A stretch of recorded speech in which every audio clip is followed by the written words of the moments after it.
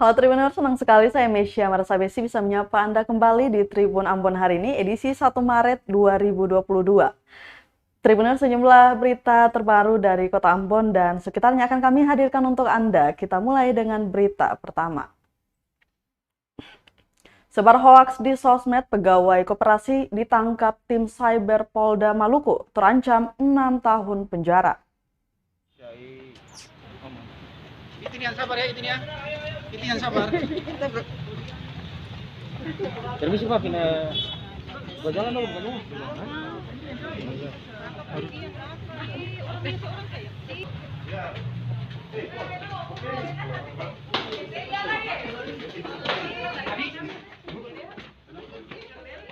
Tim Cyber Direktorat Kriminal Khusus Polda Maluku menangkap seorang pegawai koperasi di Maruke, Provinsi Papua, Mario alias MM berusia 33 tahun. MM ditangkap karena menyebarkan berita hoaks di media sosialnya pada 16 Februari 2022 lalu.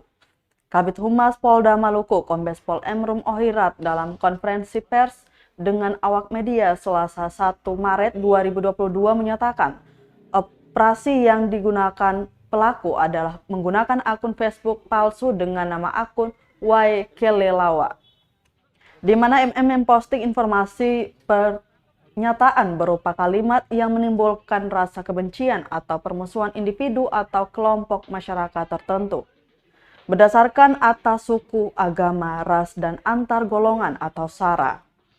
Ditreskrimsus Polda Maluku menetapkan MM alias Mario berusia 33 tahun penyebar kabar bohong atau hoaks terkait pertikaian di Pulau Haruku, Maluku Tengah sebagai tersangka. Dari hasil pemeriksaan penyidik Ditreskrimsus Polda Maluku, Mario dinyatakan melanggar pasal 45 ayat 2 Junco 28 ayat 2 Undang-Undang Nomor 19 Tahun 2016 atas perubahan Undang-Undang Nomor 11 Tahun 2008 tentang ITE. Pelaku kini sudah mendekam di rumah tahan Polda Maluku untuk dimintai keterangan lebih lanjut.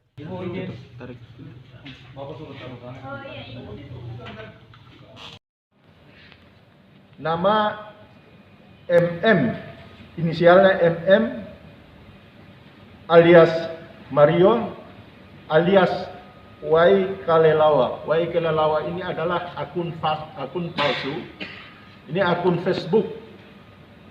Ya, jadi diposting di Facebook dengan menggunakan akun palsu. Perlu kami jelaskan bahwa walaupun nantinya digunakan akun palsu, dengan mudah kami akan bisa untuk mendapatkan itu. Oleh karenanya sekali lagi kami menghimbau kepada masyarakat agar jangan atau lebih giat lagi menggunakan media sosial karena bisa-bisa postingan kita bisa menjerumuskan kita. Pasal yang dikenakan adalah pasal 45A ayat 2 Junto pasal 28 ayat 2 Undang-Undang Republik Indonesia Nomor 19 Tahun 2016 tentang ITE yang telah dirubah dengan Undang-Undang RI Nomor 11 Tahun 2008 tentang Informasi dan Transaksi Elektronika atau ITE dengan ancaman hukumannya dalam 6 tahun. Ya.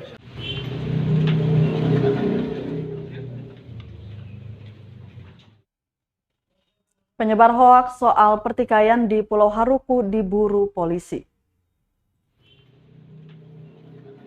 Polisi masih memburu penyebar hoaks terkait pertikaian di Pulau Haruku. Polda Maluku sementara menggagalkan patroli cyber terkait maraknya hoaks atau berita bohong soal pertikaian antar dua desa bertetangga tersebut. Siapa saja yang terbukti menyebar hoaks dan ujaran kebencian akan ditindak tegas.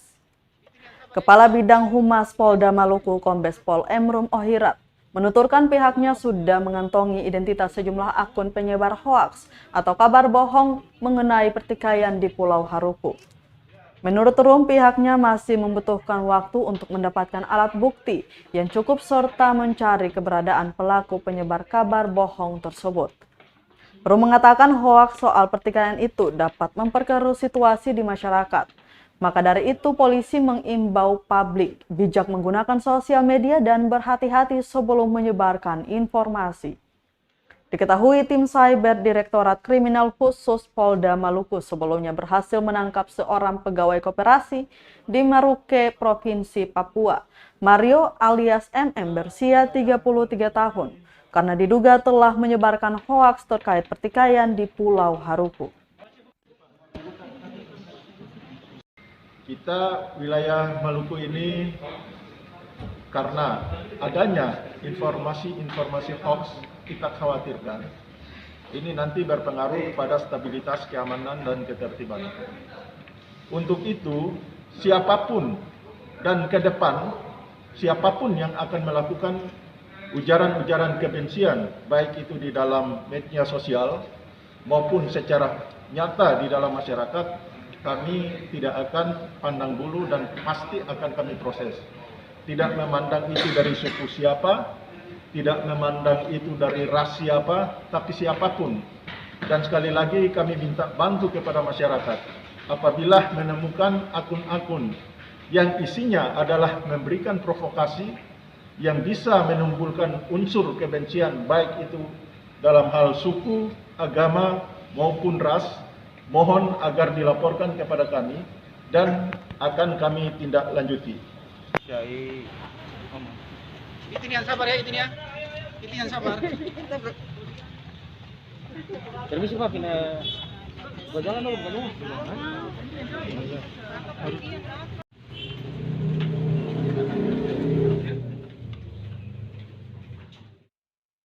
Tribuners, kita beralih ke berita selanjutnya. Polisi bantah tuduhan adanya rekayasa kronologis penangkapan residivis narkoba Edsan Lilihata. Polda Maluku membantah tuduhan merekayasa kronologi penangkapan atas terduga penyalahgunaan narkoba Edsan Lilihata. Kabid Humas Polda Maluku, Kombes Pol Emrum Ohirat mengatakan, tuduhan yang disebutkan anak Edsan Lilihata dalam postingan Instagram Tribun Ambon Kamis 24 Februari 2022 lalu itu sangat tidak benar. Rum mengungkapkan kasus tersebut sudah lama diselidiki pihak Direktorat Reserse Narkoba atau Ditres Narkoba Polda Maluku. Dia menuturkan polisi membuntuti salah satu kurir dari JNE yang membawakan paket tersebut di rumah kakak kandungnya tersangka Poni Tan alias Cici di Karangpanjang. Lanjut dikatakan, setelah mendapatkan informasi tersebut, anggota Ditres Narkoba Polda Maluku langsung menggerebek cepat ke kota Masohi untuk mengamankan pelaku. Saat paket tersebut dibuka, ternyata terdapat celana yang di dalamnya isi narkotika jenis sabu sebanyak 32,96 gram dan disitulah polisi langsung mengamankan Edsan Lilihata. Diketahui pemilik akun Instagram Shelina Lilihata merupakan anak dari terduga Edsan Lilihata yang menyebutkan adanya rekayasa pernyataan polisi terkait penangkapan ayahnya. Dia menyebutkan pihak kepolisian menangkap ayahnya bukan di Karangpanjang, melainkan di daerah Soahoku, Amahai, Kabupaten Maluku Tengah. Saat penangkapan, kata dia, polisi tidak menemukan barang bukti narkoba jenis sabu sebanyak 32,96 gram seperti yang diberitakan.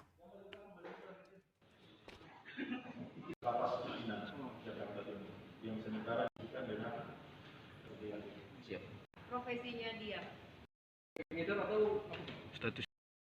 Kemudian barang itu dibawa ke Karangpanjang, diterima oleh Ibu Fonitan alias Cici.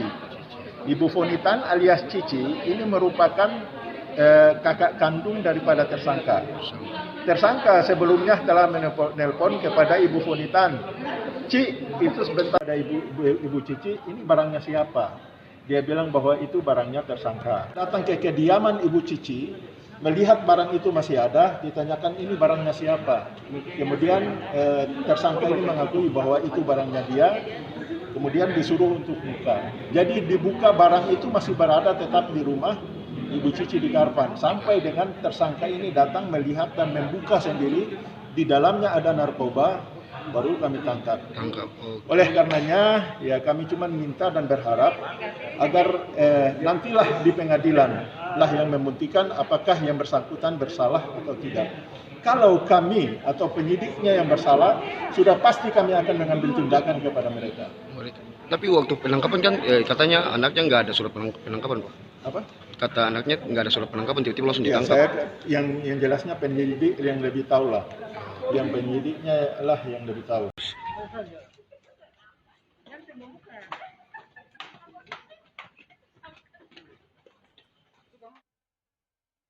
Tribuners, mesin pencetak hingga blanko sudah tersedia. Warga Kota Ambon kini bisa cetak KTP.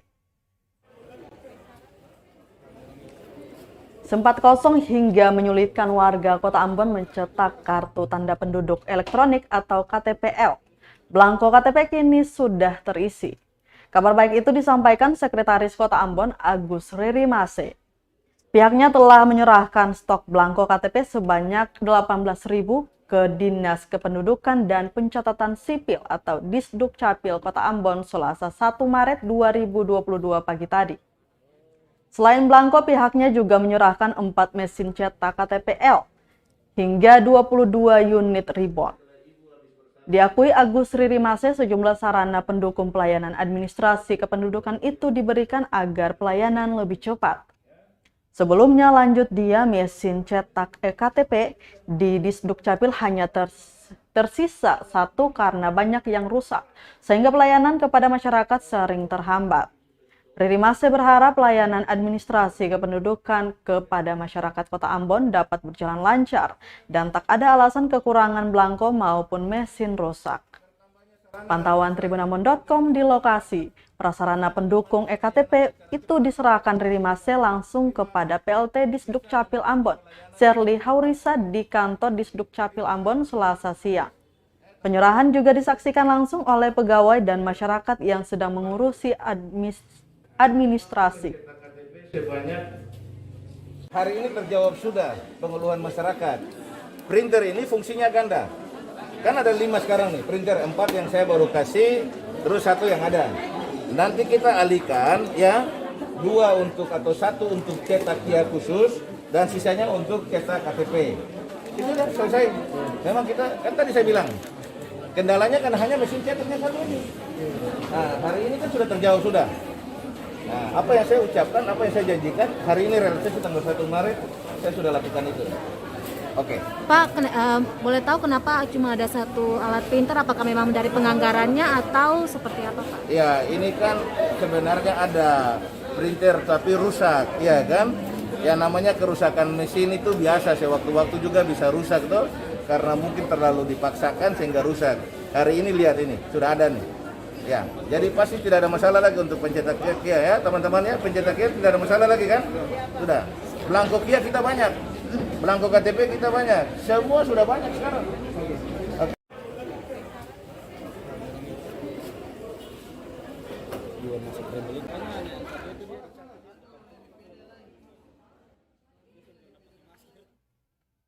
Riri Mase tegaskan Pilkades di Ambon tetap berjalan pada Maret 2022 mendatang. Sekretaris Kota Ambon Agus Riri Mase menegaskan pemilihan kepala desa dan negeri atau Pilkades tetap dijalankan Maret 2022 mendatang. Riri Mase mengatakan Pilkades tetap dijalankan menyusul banyak spekulasi Pemkot belum siap. Lanjutnya, Pilkades akan digelar di 8 desa dan 1 negeri di Ambon, yakni Desa Wayame, Negeri Lama, Poka, Hunut, Nania, Waiheru, Lata, dan Desa Galala, serta Negeri Hatiwe Kecil. Hari ini pun Riri Mase menggelar rapat bersama bagian pemerintahan dan bagian hukum pada pemerintah Kota Ambon serta penjabat sementara pada 9 desa itu. Dia berharap semua desa dapat segera memiliki kepala desa definitif sebelum masa kepemimpinan Wali Kota Ambon Richard Louhenapesi dan wakilnya Syarif Hadler berakhir di Mei 2022. Untuk diketahui ada 2 desa yang akan menjalankan Pilkades dengan sistem e-voting, yakni Lata dan Galala. Pilkada serentak awalnya akan digelar pada 7 Maret 2022, namun diundur lantaran kasus COVID-19 di Kota Ambon meningkat tajam. Untuk pembelajaran tatap muka oleh beberapa sekolah. Oke, terima kasih ya. Mantap. Hari ini saya selaku Sekretaris Kota Ambon bersama bagian pemerintahan ya dengan bagian hukum memimpin rapat persiapan pelaksanaan Pilkades serentak di lingkup pemerintah Kota Ambon. Ada 8 desa dan 1 negeri. Ya. 8 desa dan 1 negeri yang akan melaksanakan Pilkades. Pilkades ini akan dilaksanakan pada akhir bulan Maret ini. Dan akan dilantik itu paling terlambat minggu kedua bulan April. Diharapkan pada bulan April sudah tidak ada lagi penjabat-penjabat kepala desa dan penjabat negeri. Semua itu akan terselesaikan. Di akhir masa kepemimpinan Pak Wali Kota Ambon dan Pak Wakil Wali Kota Ambon, Pak Richard Lonapesi dan Pak Sarif sangat mengharapkan persoalan-persoalan yang ada di kota ini segera diselesaikan sebelum akhir kepemimpinan Bapak berdua.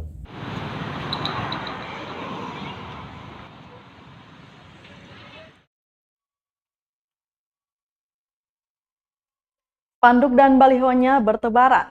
Jenderal Rahawarin kian mantap menuju kursi Gubernur Maluku. Isu mantan Pangdam 16 Patimura Letjen TNI Jeffrey Apoli Rahawarin menuju kursi nomor 1 di Maluku rupanya bukan sesumbar belaka. Terbukti usai pensiun, Jenderal Bintang 3 itu langsung tancap gas dengan memasang sejumlah baliho dan spanduk dirinya. Pantauan tribunambon.com di lokasi. Mulai dari pusat Kota Ambon, kawasan Stain hingga kawasan Wayame, Waiheru, dan Paso terpampang puluhan baliho Rahawarin. Bahkan baliho pria kelahiran Ambon 21 Januari 1964 itu menyebar hingga Jasirah Leihitu. Salah satu baliho tersebar Jenderal Rahawarin berada di Jalan Jenderal Sudirman, Sirimau, Kota Ambon. Baliho berukuran sedang hingga besar itu menampakkan wajah Rahawarin beserta tulisan JAF yang merupakan inisial namanya. Ada pula jargon Maluku untuk semua, beta janji, beta jaga, yang selalu muncul di setiap baliho. Selain itu, setiap baliho juga bertuliskan pesan bernada kampanye yang berbeda-beda. Beberapa di antaranya tertulis, pemimpin dinilai dari komitmennya menepati janji. Dalam sejumlah spanduk lainnya di kawasan Waiheru ada pesan seperti kemiskinan dan pengangguran jadi PR Katong Samua. Pesan-pesan yang ada pada baliho Rahawarin itu menunjukkan situasi Maluku secara umum saat ini, di mana Maluku menjadi salah satu provinsi dengan tingkat kemiskinan tertinggi di Indonesia. Para pria berdarah, maksud kami nama pria berdarah Kei Maluku Tenggara itu memang sangat hangat diisukan bakal bersaing merebut kursi Gubernur Maluku dari Murad Ismail. Beberapa waktu lalu pun wajahnya juga sempat muncul berpasangan dengan Ketua DPD Golkar Maluku Ramli Umasugi dalam sebuah baliho berukuran besar.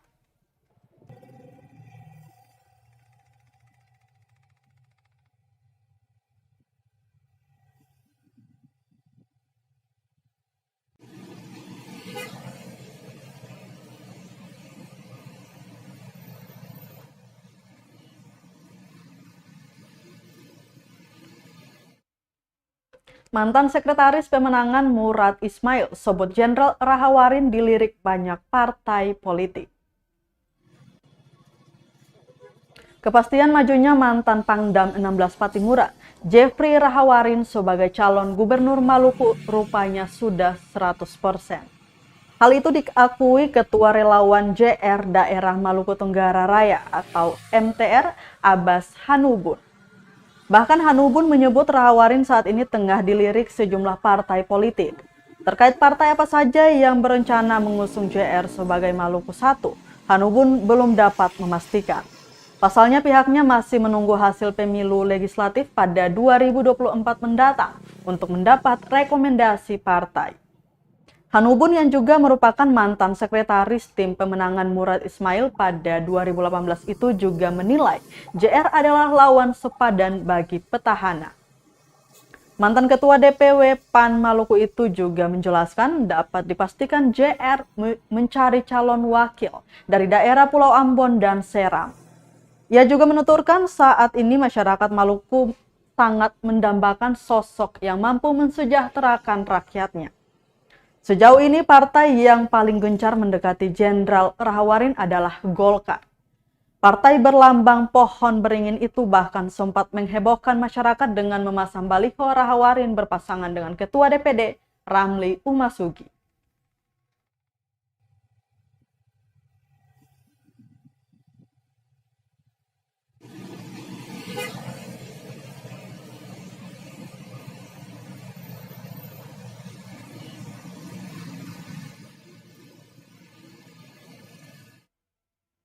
Sempat ditutup akibat lonjakan kasus COVID-19. 28 SMP di Ambon kembali gelar PTM terbatas besok. Sebanyak 28 sekolah menengah pertama atau SMP di Kota Ambon akan kembali menggelar pembelajaran tatap muka atau PTM terbatas Rabu 2 Maret 2022 besok. Demikian disampaikan Kepala Dinas Pendidikan Kota Ambon, Ferdinand Taso, di Balai Kota Ambon Selasa 1 Maret 2022. PTM terbatas kembali digelar usai ditutup sejak 5 Februari 2022 lantaran meningkatnya kasus COVID-19 di Kota Ambon. Taso menjelaskan PTM terbatas kali ini akan lebih diperketat dengan penggunaan aplikasi Peduli Lindungi. Dijelaskan ada 4 kategori warna dalam aplikasi itu. Kategori pertama berwarna hijau yang menunjukkan peserta telah vaksinasi lengkap, warna kuning yang menandakan vaksinasi 1 kali, warna merah belum divaksin, dan warna hitam yang menunjukkan siswa terkonfirmasi positif COVID-19. Warna pada aplikasi Peduli Lindungi itu akan membantu pengetatan siswa sebelum masuk sekolah.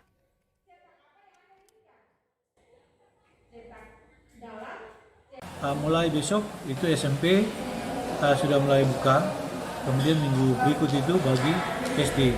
Nah tentunya SMP kemarin kan ada 28 sudah dibuka, nah mereka buka kembali. Begitu pula sekarang banyak SMP yang di luar 28 dari 52 itu yang sudah siap juga, ya yang 20 sudah siap untuk pembelajaran PTMT. Memang PTM dibuka lagi dengan memperketat sistem screening, yaitu melalui aplikasi Peduli Lindungi. Ya. Di Peduli Lindungi itu dia membuat 4 kategori. Kategori yang pertama warna hijau. Jadi kalau warna hijau bagi mereka sudah vaksin lengkap. Kemudian warna kuning itu baru vaksin 1 kali. Dan warna merah ini belum vaksin, dan warna hitam ini terkonfirmasi. Untuk warna 3 warna pertama, hijau, kuning, merah, ini boleh masuk. Yang hitam ini tidak boleh masuk, terkonfirmasi. Nah, untuk yang warna kuning dan warna merah tetap menerapkan protokol kesehatan 3M dan menggunakan face shield, ya, face shield. Bagi sekolah yang aplikasinya tidak berfungsi, maka bisa digunakan melalui manual dengan menunjukkan kartu vaksin.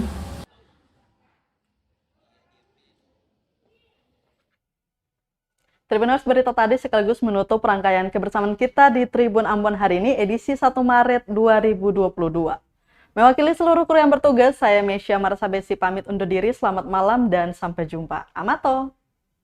Terima kasih sudah nonton. Jangan lupa like, subscribe, dan share ya.